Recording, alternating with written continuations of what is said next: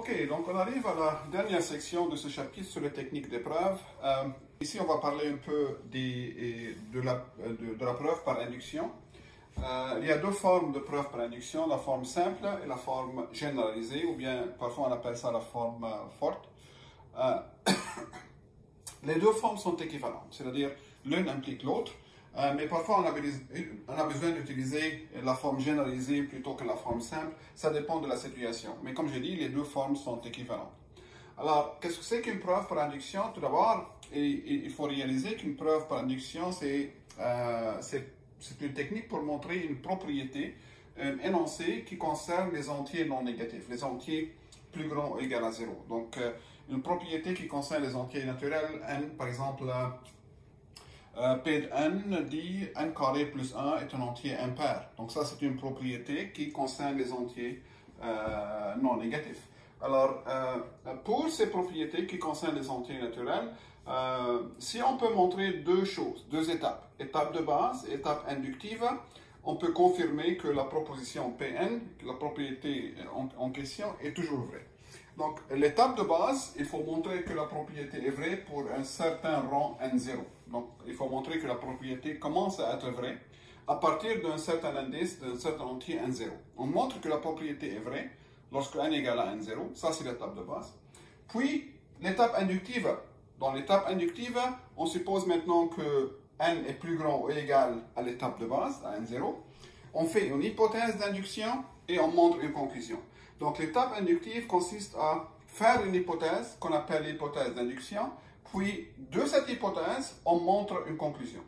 C'est quoi l'hypothèse d'induction? On suppose que la propriété est vraie pour le rang n, pour n, et on doit montrer sous cette supposition, la conclusion, on doit montrer que si la propriété est vraie pour n, alors il faut montrer qu'elle reste vraie pour le rang suivant, c'est-à-dire elle reste vraie lorsqu'on remplace n par n plus 1 partout dans la propriété.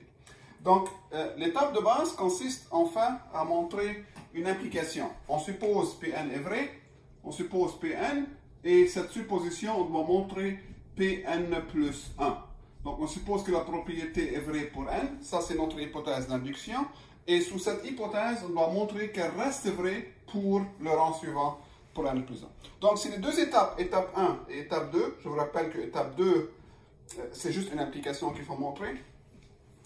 Si ces deux étapes sont correctes, alors sont vérifiées, alors le principe d'induction nous dit que la propriété en question est toujours vraie pour n'importe quel entier n plus grand ou égal à n0. Donc, quelques exemples sur le principe simple.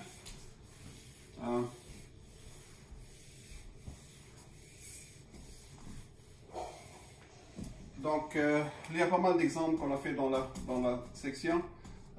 Donc ici, voici la propriété, montrer que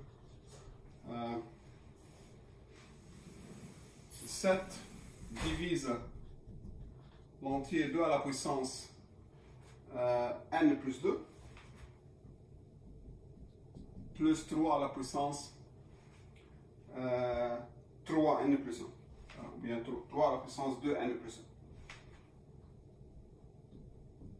Et ceci est vrai pour tout n plus grand ou égal à 0. Donc, montrez cette propriété. Montrez que 7 divise cet entier, 2 à la puissance n plus 2, plus 3 à la puissance 2n plus 1. Montrez que cet entier est divisible par 7 pour n'importe quel entier n plus grand ou égal à 0. Donc, si j'emplace n par n'importe quel entier, le résultat est un entier qui est toujours divisible par 7. Alors, ça, c'est une propriété concernant les entiers non négatifs n. Et notre étape de base ici, c'est 0. Pourquoi? Parce qu'on dit qu'il faut vérifier la propriété pour tout n plus grand ou égal à 0. Ce n'est pas toujours 0, c'est la question qui nous impose c'est quoi l'étape de base.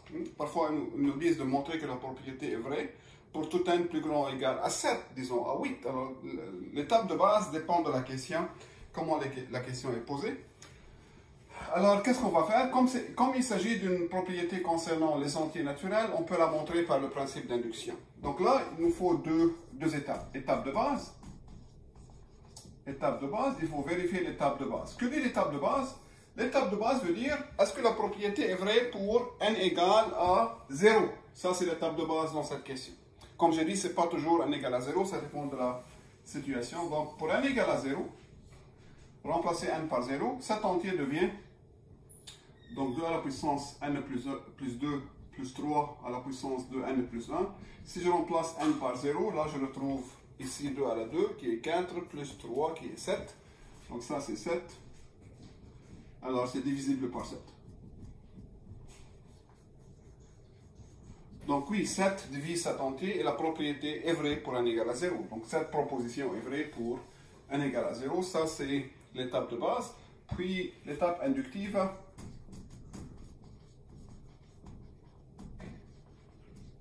Alors, dans l'étape inductive, maintenant on suppose que l'entier n est plus grand ou égal à n0. Donc on a montré qu'elle est vraie pour n égale à 0. Supposons que n est un entier arbitraire plus grand ou égal à 0. Toujours dans l'étape inductive, on fait une hypothèse. On fait une hypothèse d'induction. Alors, hypothèse d'induction, qu'est-ce qu'on fait ici? On suppose que la propriété est vraie pour n. N'est-ce pas? Ça, c'est notre hypothèse. C'est quoi la propriété? La propriété dit 7 divise cet entier. Donc, on suppose que 2 à la puissance n plus 2 plus 3 à la puissance de n plus 1 est divisible par 7. Ou bien 7 divise cet entier.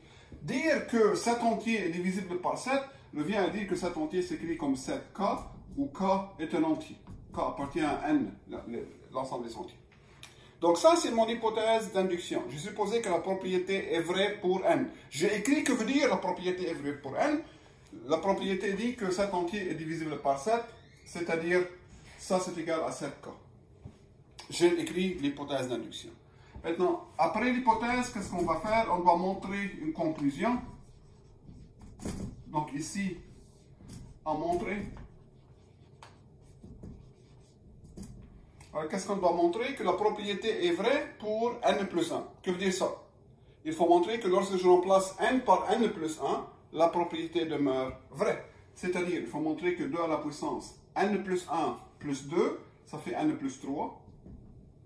Remplacer n par n plus 1 ici, j'obtiens plus 3 à la puissance 2 fois n plus 1, c'est-à-dire 2n plus 2 plus 1 plus 3. Comme ça. Alors, j'ai remplacé n par n plus 1 partout, et je dois montrer que l'entier que j'obtiens est toujours divisible par 7. Donc, divisible par 7.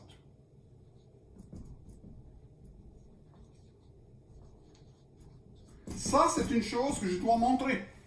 Il faut que je montre que cet entier est divisible par 7. Donc, regardez, j'ai remplacé n par n plus 1, et la conclusion que je dois montrer que le résultat qui est ça est toujours divisible par 7. Il ne faut pas oublier qu'on est obligé à utiliser l'hypothèse d'induction. Il faut montrer ça sous l'hypothèse d'induction dans ce cas. Donc notre but dans ce cas, c'est de montrer que cet entier, 2 à la puissance n plus 3 à la puissance de n plus 3 est divisible par 7 en utilisant cette égalité, cette hypothèse. Donc commençons par ça. 2 à la puissance n plus 3 plus 3 à la puissance de n plus 3 est égal. Regardez, à un point donné, il faut que j'utilise cette égalité, n'est-ce pas? Regardez, je dois faire apparaître 2 à la puissance n plus 2. Donc ça, je l'écris comme 2 fois 2 à la puissance n plus 2 plus, ici, il faut que 3 à la puissance de n plus 1 figure. Ici, j'ai 3 à la puissance de n plus 3.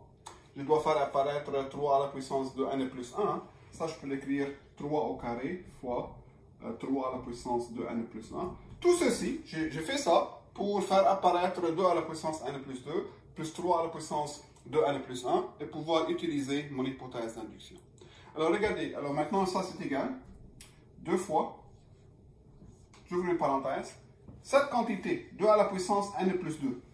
Si j'isole 2 à la puissance n plus 2 de cette égalité, ça c'est égal à 7k moins 3 à la puissance de n plus 1. Ensuite, plus 3 au carré qui est 9, fois 3 à la puissance de n plus 1. Alright? J'ai juste remplacé 2 à la puissance n plus 2 par 7k moins 3 à la puissance de n plus 1. J'aurais pu utiliser aussi le fait que 3 à la puissance de n plus 1 est égal à 7k moins cette quantité. L'une ou l'autre de ces deux choses est correcte. N'oubliez pas le but. Le but ici, c'est de montrer que ce que j'obtiens ici à la fin est divisible par 7. Ça, c'est mon but. Alors là, qu'est-ce que j'obtiens ici? Si je développe, j'obtiens 2 fois 7 qui est 14K. Ensuite, moins 2 fois 3 à la puissance de n plus 1. Plus 9 fois 3 à la puissance de n plus 1. N'est-ce pas? Et que veut dire ça? Donc ça, c'est 14K. Ensuite, moins 2 fois cette quantité plus 9 fois la même quantité. Donc c'est comme moins 2x plus 9x, c'est 7x. Donc ce qui reste ici, c'est 7 fois 3 à la puissance de n plus 1. Je peux faire sortir un 7 ici, je peux factoriser un 7. Donc ça, c'est 7 fois 2k plus 3 à la puissance de n plus 1. Bon, alors c'est quoi la conclusion globale ici? Ça, c'est divisible par 7. Ce que j'obtiens est un entier divisible par 7.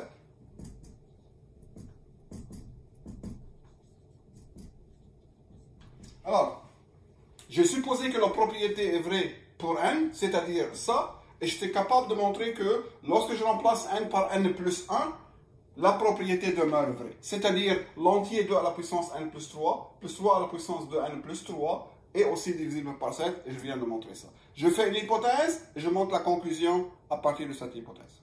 Donc ça, c'est le principe d'induction forme simple. Un dernier exemple.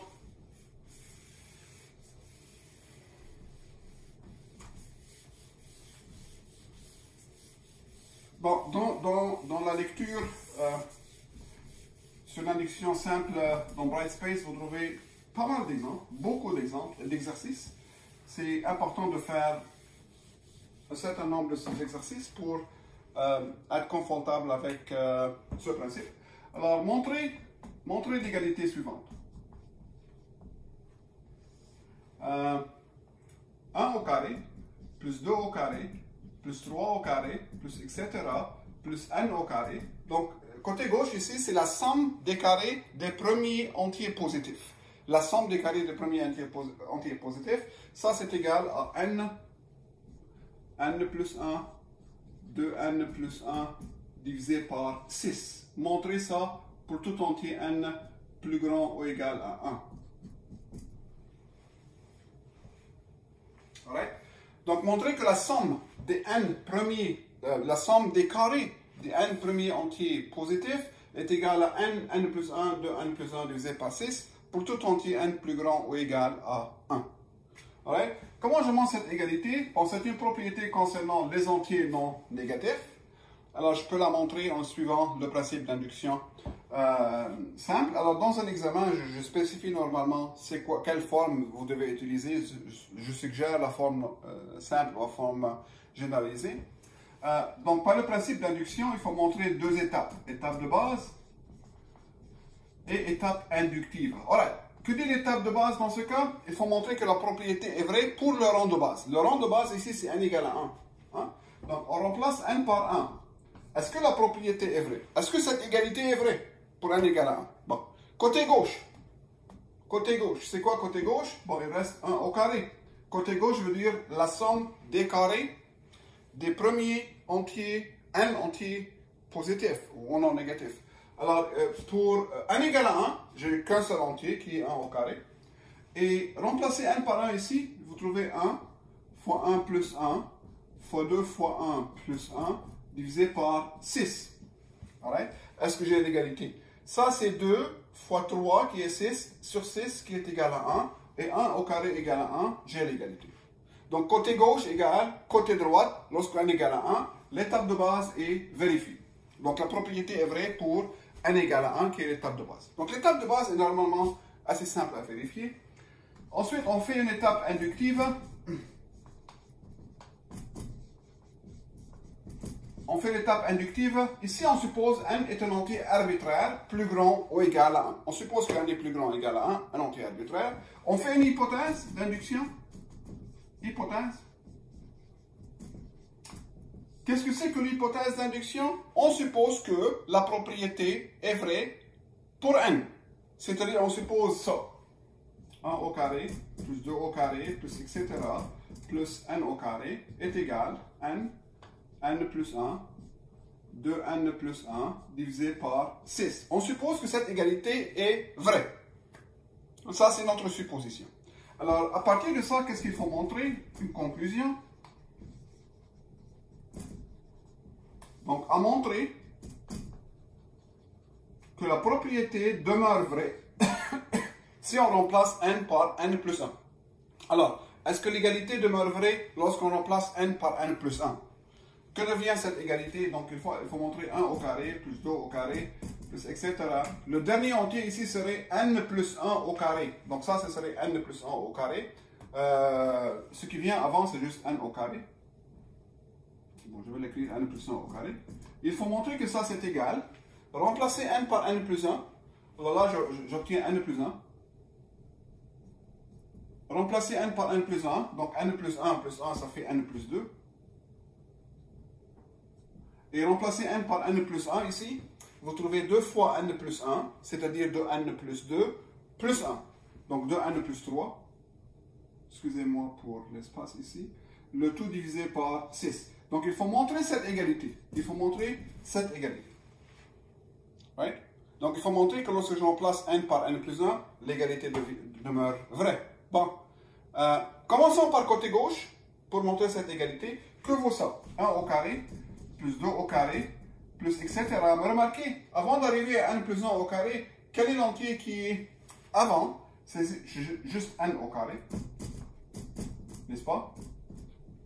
Donc je commence par côté gauche, et je dois montrer que ça c'est égal au côté droit. Pourquoi j'ai pensé ici n au carré? Parce que là je dois utiliser l'hypothèse d'induction, n'est-ce pas?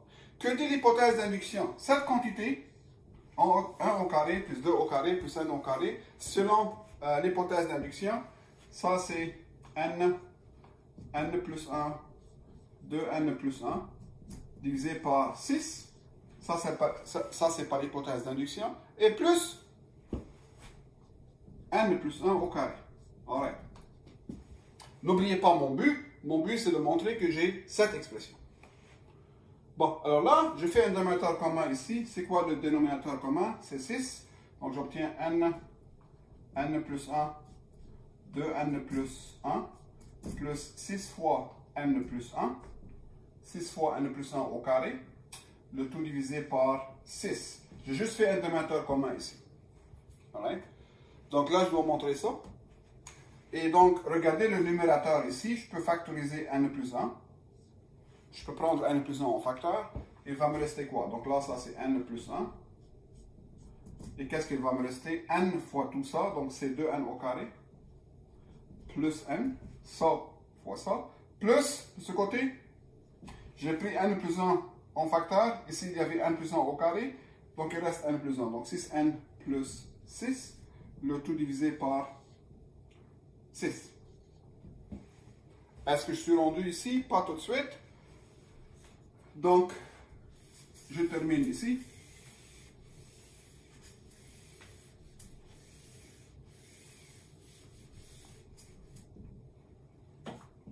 Donc ça devient égal n plus 1. Ici, c'est 2n carré.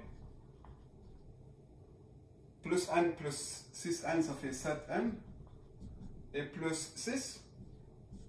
Le tout divisé par 6. Alright? Alors, mon but, c'est de montrer que j'ai ça, à droite, cette quantité. On a le n plus 1. On a le n plus 1. Mais regardez, lorsque vous développez ça fois ça, qu'est-ce que vous trouvez?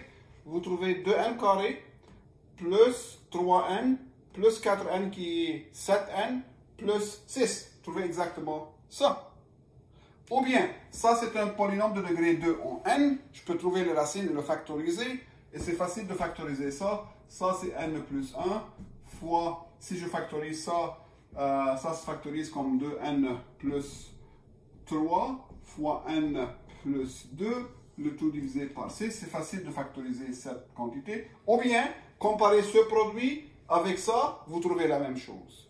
Donc, on a l'égalité. Ça est égal à ça. Donc, j'ai supposé que la propriété est vraie pour n. J'ai supposé ça. Et j'étais capable de montrer facilement, pas assez facilement, mais de façon raisonnable que la propriété demeure vraie lorsque je remplace n par n plus 1. Donc, on peut conclure que la propriété est toujours vraie, comme on a vérifié les deux étapes, étape de base et étape inductive.